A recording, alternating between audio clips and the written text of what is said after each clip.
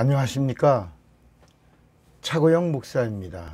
오늘은 예수 이야기 39번째 전능하신 하나님이라는 제목으로 예수 이야기를 하겠습니다. 한 젊은이가 공원 벤치에 앉아서 이스라엘 백성이 애굽을 탈출하여 홍해를 건너는 대목을 읽다가 감동이 되어 갑자기 할렐루야 주님을 찬양하세 하고 큰 이적을 베푸셨네 할렐루야 하고 소리를 질렀습니다. 그때 마침 어느 유명한 신학자가 그곳을 지나가다가 이 소리를 듣고 걸음을 멈추고 왜 그렇게 즐거워하는지 그 청년에게 물어봤습니다. 그러자 그 젊은이는 이렇게 대답을 했습니다. 하나님께서 홍해를 가르시고 이스라엘 백성을 구원하신 대목을 읽고서 감동이 되어 할렐루야 큰 이적을 베푸셨네 라고 외치지 않을 수 없었습니다. 그랬습니다. 이에 신학자가 말하기를 하지만 젊은이 자넨 홍해가 진짜 바다가 아니었다는 걸 모르고 있었나? 홍해의 깊이는 불과 몇 인치밖에 안 되는 늪이었다네. 그리고 이스라엘 백성들이 바다 속을 걸어간 게 아니라 갈대가 있는 이 늪을 지나가서 이렇게 바다를 건너간 것으로 이렇게 판단이 되네. 이런 반증을 제시한 신학자는 그 젊은 그리스도인을 혼돈과 실망에 빠지게 해놓고는 다시 길을 걷기 시작했습니다. 그러자 얼마 못 가서 다시 할렐루야 외치는 소리가 들려왔습니다. 의아해진 신학자는 다시 되돌아와서 아니 여보게 이번엔 또 왜 그러는 건가 하고 물었습니다.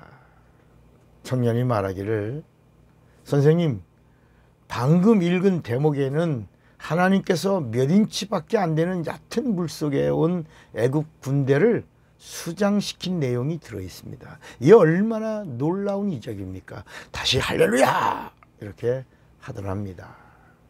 히브리서 11장 29절에는 믿음으로 저희가 홍해를 육지같이 건넜으나 애굽 사람들은 이것을 시험하다가 빠져 죽었으며 그 몇 인치 신학자가 말하는 몇 인치 되지 않는 늪 같은 그 갈대 바다 거기에 이 애굽의 군대 모두가 다 수장되어 빠져 죽었다라고 말하니까 이 청년이 그걸 읽자마자 와 이건 정말 하나님이 하신 일이다 할렐루야 하고 외친 겁니다.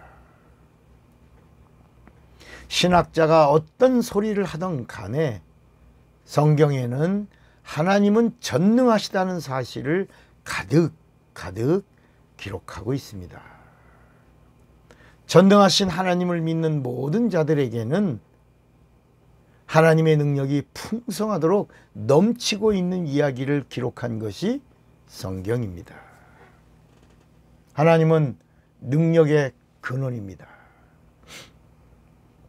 사실 저는 신학을 졸업하고 성경을 누구보다도 많이 읽고 목사가 되었어도 하나님의 전능하심이 그렇게 실감나지 않았습니다. 또한 말씀의 위력을 인정하지 못했습니다. 성경 속에 보화가 분명히 있으리라고 생각했고 목사가 성경도 모른다면 말이 되겠는가 싶었고 또 성경이 나의 밥줄이기도 했고 또 영적인 기업이라고 생각해서 읽고 또 읽고 또 읽고 또 읽다 보니까 한 80독 정도를 하게 되었을 때였습니다.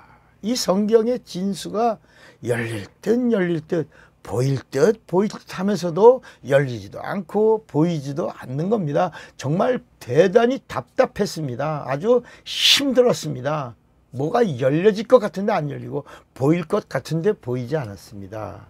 그러다가 시골 교회 목회 현장에서 머리가 깨진 부서진 그 장지한 씨의 머리뼈가 성모병원 중환자실에서 제가 머리다 손을 얹고 머리뼈가 깨진 사람입니다. 장례를 준비하라고 의사가 그렇게 말한 사람입니다. 그 사람 머리를 붙잡고 이 사람 살아가야 하는 사는 방법은 머리뼈가 붙어야지만 사는 거기 때문에 머리뼈야 붙어라 붙어라 예수의 이름으로 명하노니 붙어라 붙어라 붙어라 하고 기도할 때 정말 예수의 이름으로 그 장지한 씨의 부서진 머리뼈가 붙었습니다. 장례 준비하시오 하던 의사의 말을 뛰어넘어 하나님의 살아계신 능력을 체험하고 보니 하나님의 비밀이 이렇게 조금은 열리는 듯 했습니다.